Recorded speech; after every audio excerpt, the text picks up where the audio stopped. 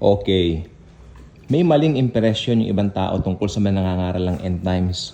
Okay. Minsan, alam niyo, nakakapikon.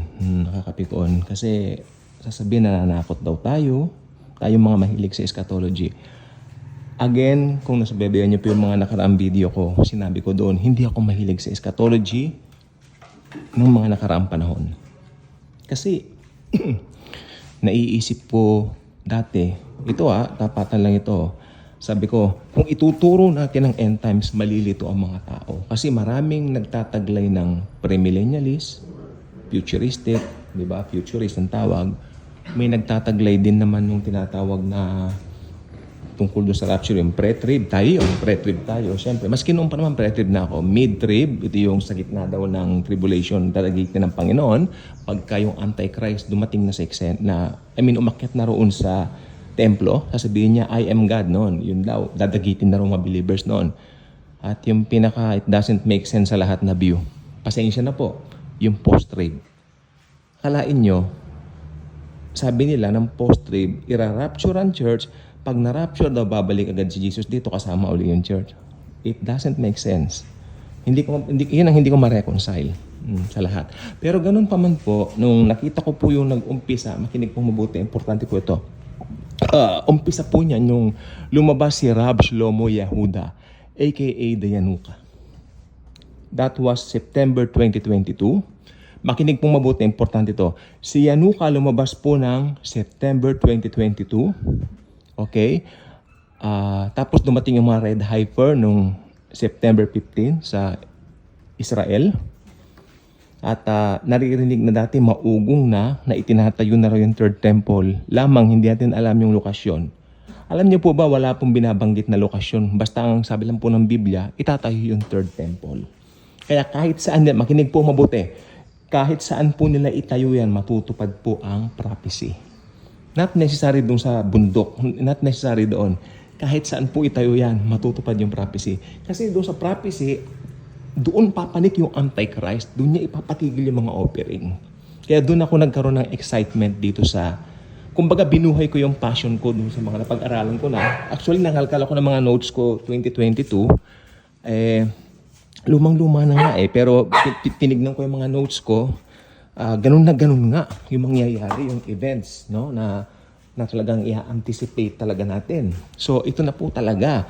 Alam niyo po ba kung talagang isa man lang doon natupad na, like for example, yung meron na pong mga Red Heifer, nandun na po yung Red Heifer. Well, very soon. Kasi ang paniwala ko po talaga, ayon na rin sa mga nakalagay sa mga talata sa Biblia, sa 1 Thessalonians, sabi niya, hindi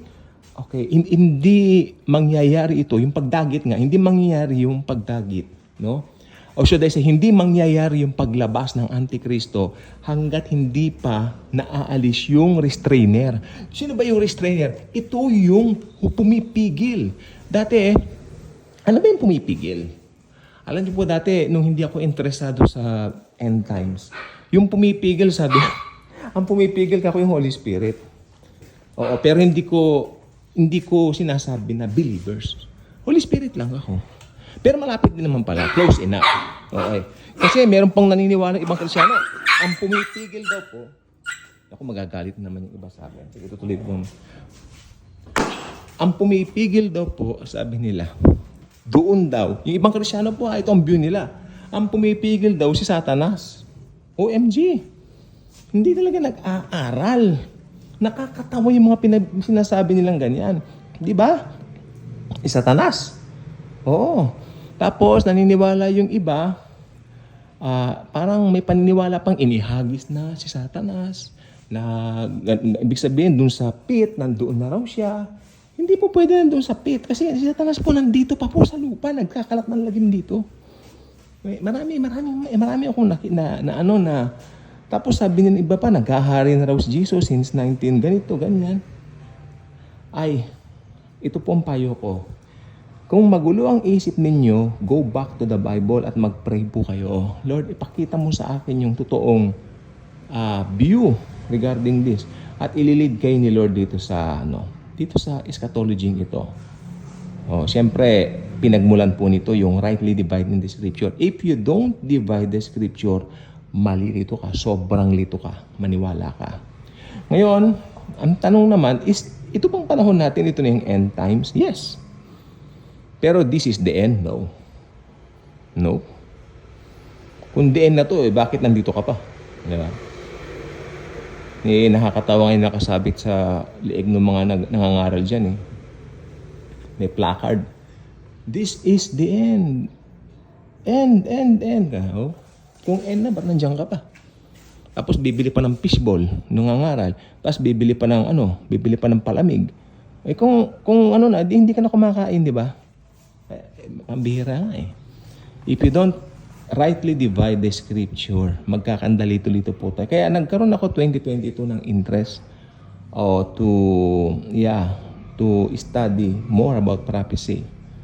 Yeah. At nakikinig ako kay Dr. David Jeremiah. Ngayon tinatanong ko, sino ba yung magaling? Dr. David Jeremiah, Jimmy Evans, si Jimmy Evans, saka si Tony Evans. Mahusay. Marami. Okay, sa mga sa scripture na talagang lalago po talaga tayo. Okay? Pero hindi po natin ito ipinapanakot dahil hindi po ipinapanakot ang salita ng Diyos. 'Di ba?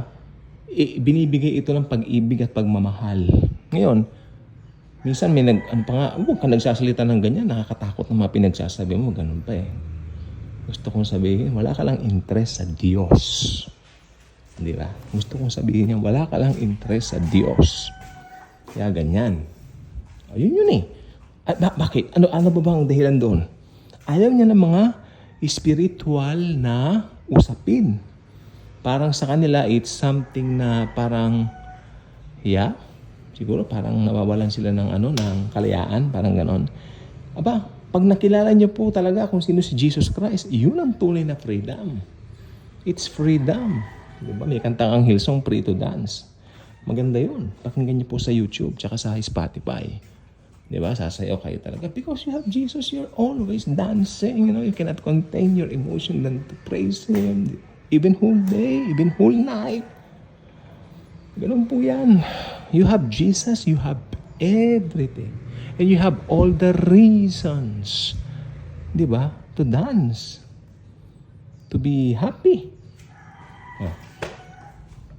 Kaya pagka alam mo na anytime now rapture na, mahusay po kasi yung ganun na view, yung pre-trib na tinatawag. Kasi naka-base po ito dun sa rightly dividing the scripture in dispensation. Yung iba ayaw ng dispensation. Delikado raw ang dispensation. Hindi po delikado ang dispensation. Dahil sinabi ni Pablo, rightly dividing the scripture. Pag sinabing rightly dividing the scripture, babasahin mo yung context nung talata o nung tinatawag na chapter. Sino bang kausap para kanino isinulat? Sino ang sumulat? Ayun po yun. Ganun lang po yun. Di ba? Kung gusto mong matuto, mag-rightly divide ka. Mag-dispensation ka. Kung ayaw mo, di mag-general ka. Bahala ka. Magulo yan. Magulo yun. Sinasabi ko sa inyo. Akalain mo yung mga sumpa ng Old Testament na para sa mga exclusive lang sa mga Hudyo, i-apply mo sa Kristyano. Di nagkandalintek-lintek ng lakad mo bilang Kristyano. Hindi ka na mamumuhay sa kalayaan, mamumuhay ka na sa fear. At sabi ng Galatians 5:1, pinalaya na kayo at huwag nang paliping muli. Paano yun? Complicated na po. Si Jesus is a person of grace. Pakinggan niyo po yung mga mensahe ng grace. Okay, makinig kayo ng grace. Grace means biyaya. Wala kang ginawa, ibinigay sa iyo. Libre yan. Ngayon, kung nagmamatigas ka, parang ayaw mo naman tanggapin yata yung biyaya kasi nagmamatigas ka no? Pero kung wholeheartedly, I will, Lord, I will receive it, Lord. I'm so happy to receive this. Ayun, masaya. Maganda po yun.